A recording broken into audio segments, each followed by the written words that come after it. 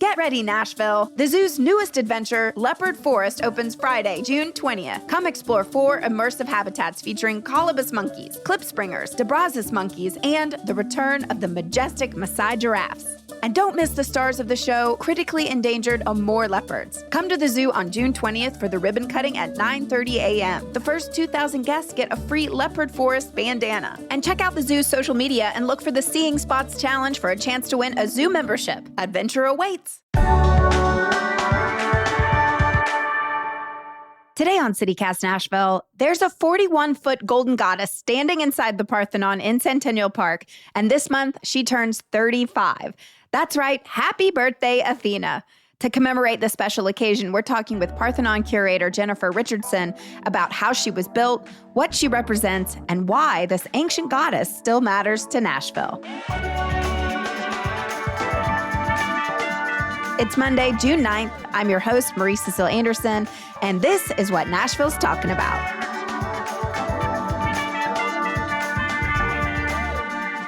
Why on earth is there a replica of the Greek Parthenon in Nashville? It's a good question, and it's one that we hear a lot. And to learn the answer, we have to dig into the history of Tennessee for just a moment. As Tennessee was turning 100, they wanted to celebrate with a huge fair, and world fairs were pretty popular at the time. So they decided to have something like that here in Nashville, and it was called the Tennessee Centennial Exposition.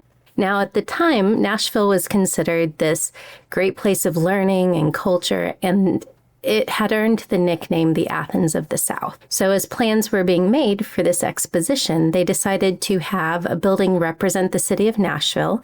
So they chose the Parthenon, the most famous building in ancient Athens, and they made that the fine art building. And there were dozens of other buildings that were made of plaster and wood, and they were all meant to be temporary. But because the Parthenon was built to house the art collection, they wanted it to be fireproof. So they built it of brick and wood and plaster. So it stayed up. It remained a symbol for the city of Nashville until around the 1920s. It started falling apart because plaster isn't meant to be permanent. So the city decided to make it a permanent structure and rebuilt the building with concrete. And it was at that time they decided to make the inside an exact replica of the ancient temple as well. But funding fell through and they couldn't build the full-size Athena sculpture until 1980s, and they commissioned Alan LeQuire to do that. I actually had the honor and privilege of visiting the real Parthenon in Athens just recently over Christmas. I will say, I think that one in Athens, it was almost spiritual. That's great to have that comparative experience. When you visit the Nashville Parthenon, you have an experience that's very different from what you'll have in Greece, because we have the rebuilt building with the ceiling and with the huge statue of Athena. So even when you visit the original, you don't get the experience of what it would have been like in antiquity. So it's good to have both experiences and kind of balance it out a little bit. Right. I got to go into the Parthenon here in Nashville, and then the one in Athens, you just stand from 30 feet away. I mean, we were not able to get very close at all. But growing up here, I went to a lot of field trips at the Parthenon. And so I learned early on that the Parthenon is a temple dedicated to the goddess Athena. So would you tell our listeners, what's her story? Athena was the goddess of strategic warfare and wisdom and weaving and a couple other things. She meant a lot, but she was the patron goddess of ancient Athens.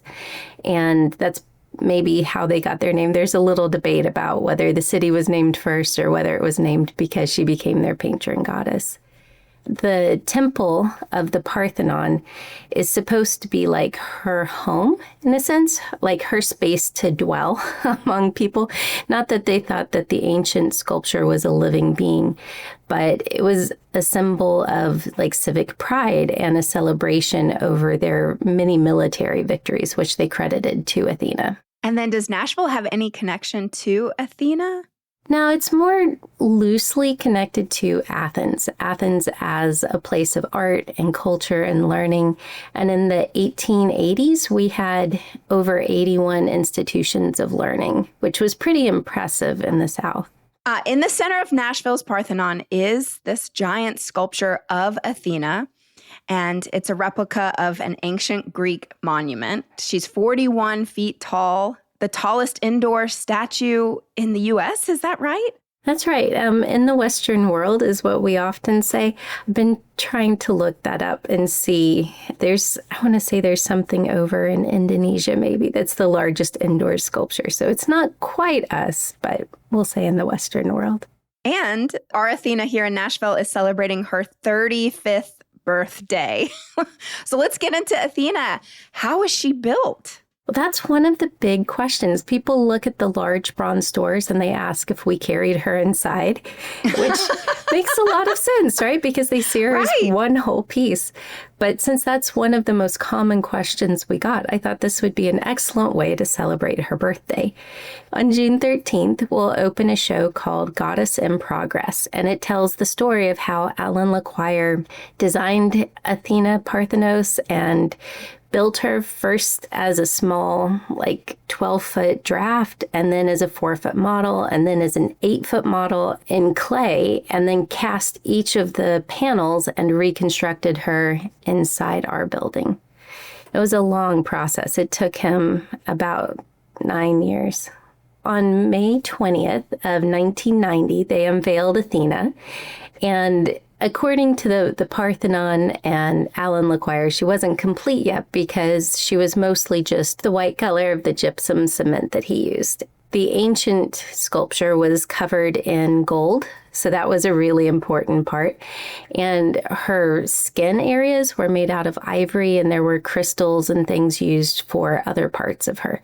So it was several years later, actually, before they were able to raise enough money for the gilding, and then they spent the summer gilding Athena. And then she was finished. But in 1990, there was a big celebration. There were scholars that presented and thousands of people that came to see her.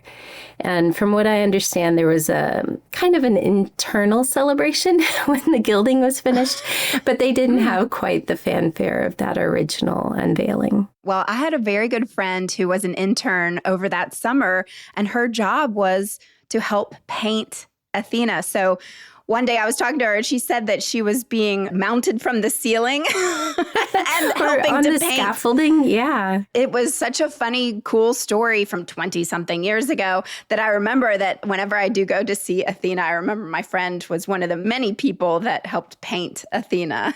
Yeah, there are some great pictures because when they were doing the painting, they were also doing the gold leafing. And you'll see just these flecks of gold falling kind of like rain and sticking to these poor sweaty people who are helping build the statue because they shut off the air conditioning at that point. So when her unveiling took place in 1990, being in the South, was anyone worried about non-Christian iconology at the time? There was definitely a vocal group that was very, very small that protested Athena, holding signs, one very prominent pastor, I believe.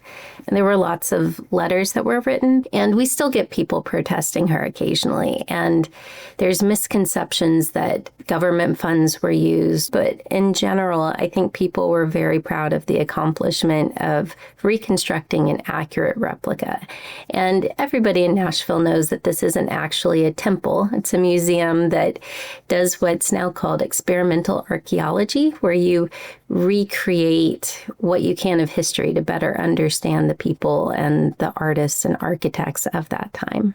I'd love to learn more about the artists behind the creation of Athena. Was it really a competition? They put out a call towards artists in Tennessee. I think there were 7 applications that were sent in, and the only one that was going to make a full-scale, accurate historical replica was Alan LeQuire, and that's why he was chosen.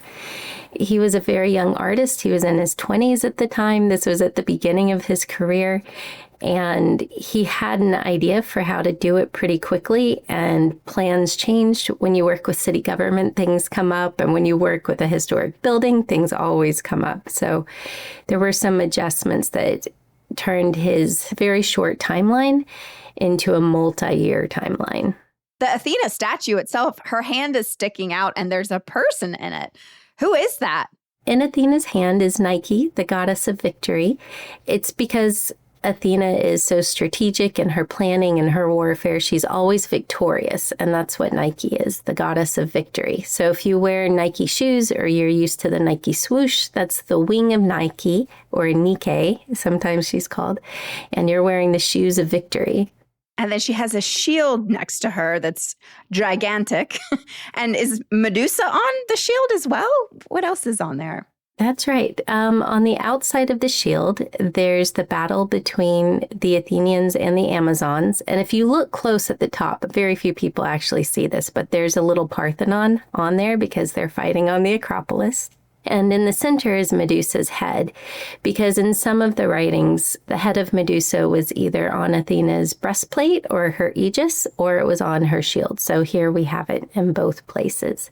And on the inside of the shield is a painting of the battle between the Olympians and the Titans. And so is that really authentic to what you would see in Greece? We believe so. About the time Alan Lequire was making the sculpture, he made it as accurate as information at the time allowed. So let's talk about these giant bronze doors. I read somewhere that dry ice was involved. Ice was definitely involved. They were manufactured up north and then brought down here and installed. The same woman who designed the pediment sculpture, so in the triangle on the east and west side of the building, there's the stories for the Parthenon. The same woman designed the panels on the door. So she's kind of carried throughout the building, which is really lovely. But the doors are very large. They're 7.5 tons each. They're perfectly balanced, though, so you can open and close them pretty much with just one hand. But we have to be careful because sometimes people get excited and they'll move the doors too fast, and it's a large thud when they hit the building. And we try to prevent that because that's not safe for the people or the doors or the building. Each morning we open and close the doors of the treasury, and the doors of the naos are very rarely open. We have special events and weddings and like press conferences with the mayor or something like that. So we may open the doors for those occasions, but it does take out a lot of the heat or the air conditioning. And so we try not to do that too much because those temperature and humidity fluctuations are really hard on the artwork.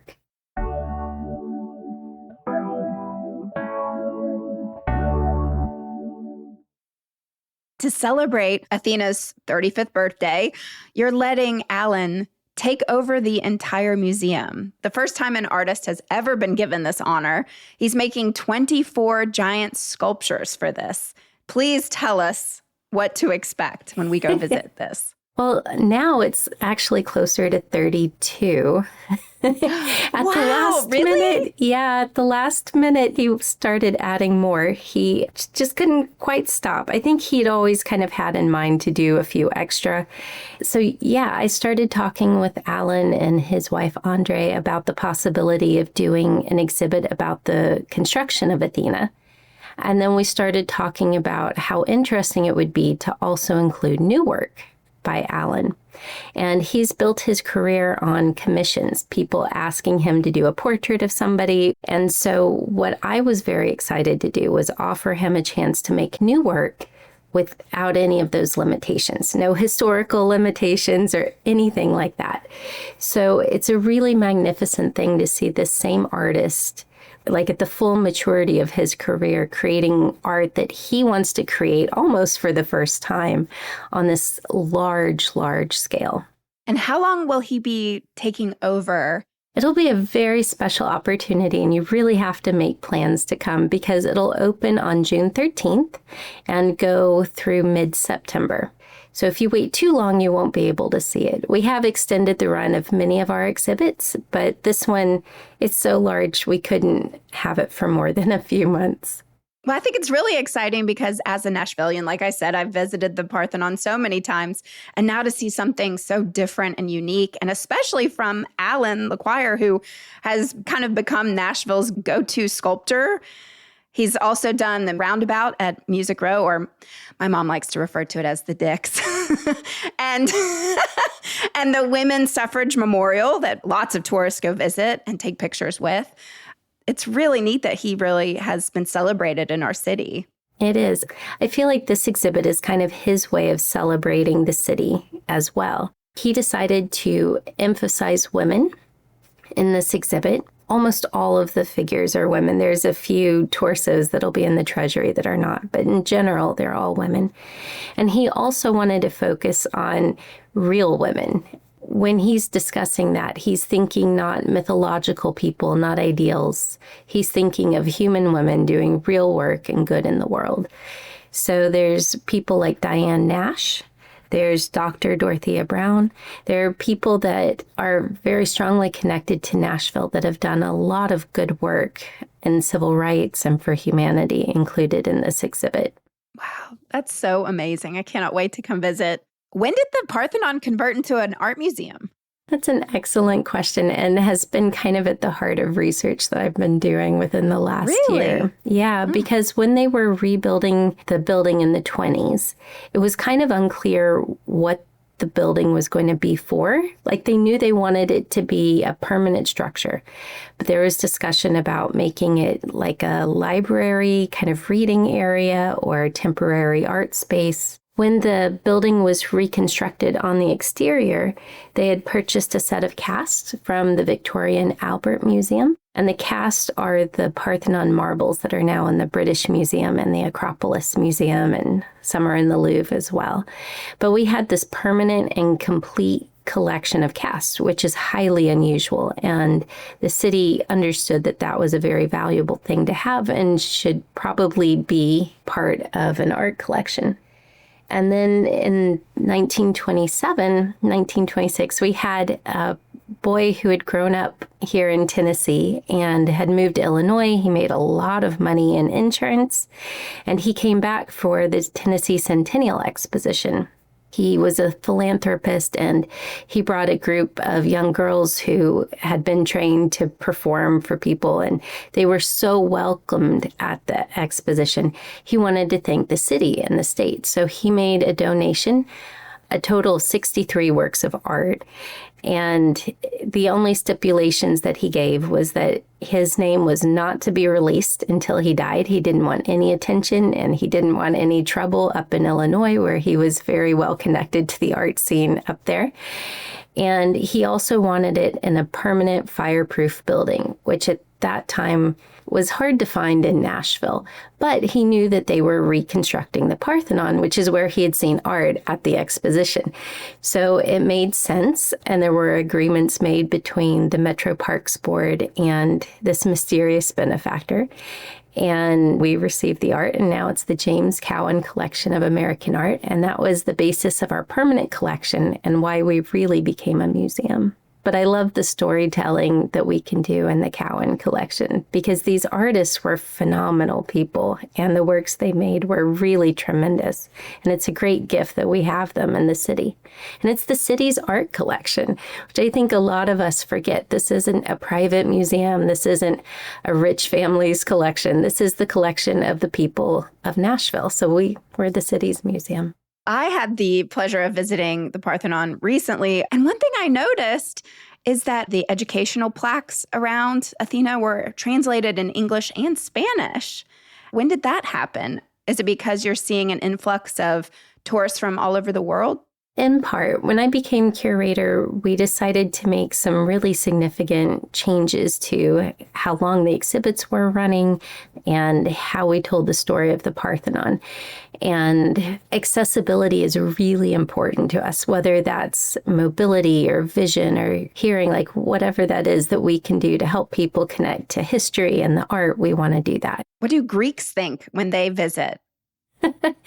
They often want a discount when they visit because... Oh, really? No. Yeah, or sometimes we'll have people named Athena and they'll want in. Yeah, it's really funny. I love that. I would say the vast majority of our visitors, like maybe even 90%, are from outside of Nashville or Tennessee at the very least. So it's not unusual that I'm working at the ticket counter or in the store because we all pitch in regardless of what our jobs are. And we'll hear, a couple different languages all in the lobby. There's a lot of languages happening at the Parthenon. Speaking of international visitors, about a year ago, your team chose to return some museum artifacts to Mexico. So is that a sign of our self-awareness as an international city changing a little bit? I would like to say so. I see it almost more as museum practices and how the Parthenon is fitting in with museum best practices around the world. And part of that journey started with our new registrar and assistant curator, Bonnie Seymour. She started digging into the collection and really felt that these pieces needed to be returned. And because we're not a private museum, that meant going through councils and boards and lots of red tape. But she's very persistent, and she had the full backing of our director and the entire museum. I was pretty adamant that we needed an exhibit to celebrate and say farewell to these pieces. And that was kind of a scary thing initially, because we were afraid that people would criticize the decision to return them or see it in some kind of a negative way. But the exhibit kind of put repatriation in a larger context and gave examples of how it was happening around the world. Well, speaking of celebrations, I want to talk more about Athena and her birthday party. Are y'all having a big event for this? Not so much. Maybe when she turns 40. Oh, yes. You really have to celebrate the 40th. Right. I think our hands are so full with this enormous double exhibit opening of Alan LeQuire. We'll be celebrating Athena with educational activities here on site throughout the day. What's the weirdest interaction you've ever seen somebody have with Athena? When the staff is kind of stressed, or when the world is feeling like a really hard place, we'll go upstairs and we'll just watch people see her for the first time. And there's just always this jaw-dropping wonder when they see her. They'll be curious and they'll kind of make up their own stories about her if we aren't there to explain it, or if they don't already know about it. Are kids just blown away when they see her for the first time as well? Oh, yes. I have heard of kids wanting to climb on her because, that would be fun. And she's got a spear, and kids like spears and shields and, fun things. But she's also got a scary snake. So I think that kind of keeps them in line. We also have an auditory alarm that'll go off if anybody gets too close. Does that go off a lot? It does, because people are curious. They'll want to get a selfie. They'll kind of lean into the space, and you'll hear this voice, "Please step away from the art." And that usually startles people enough that they back up. I really take pride in showing off the Parthenon. Why should locals return? Even though you've seen it over and over, why should we keep coming back?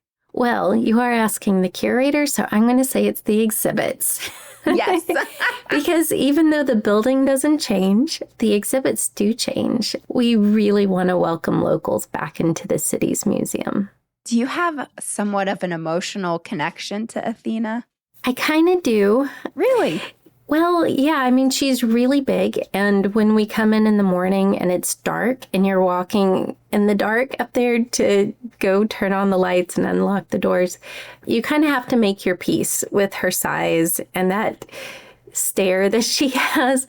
I think we tend to think of her rather fondly and kind of as her caretakers of a sort. But if you go back and you read the stories like the Odyssey, she's really ruthless, and she isn't particularly kind to women.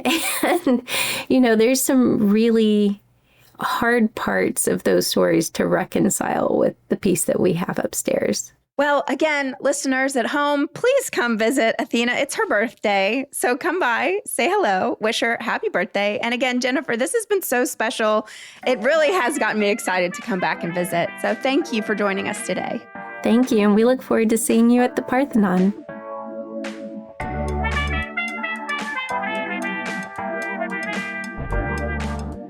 That's all for today here on CityCast Nashville. And be sure to go visit Athena and wish her a happy birthday. If you enjoyed the show, why not tell your friends, rate the show, leave us a review, and subscribe to our Hey Nashville newsletter. We'll be back tomorrow morning with more news from around the city. Toodles!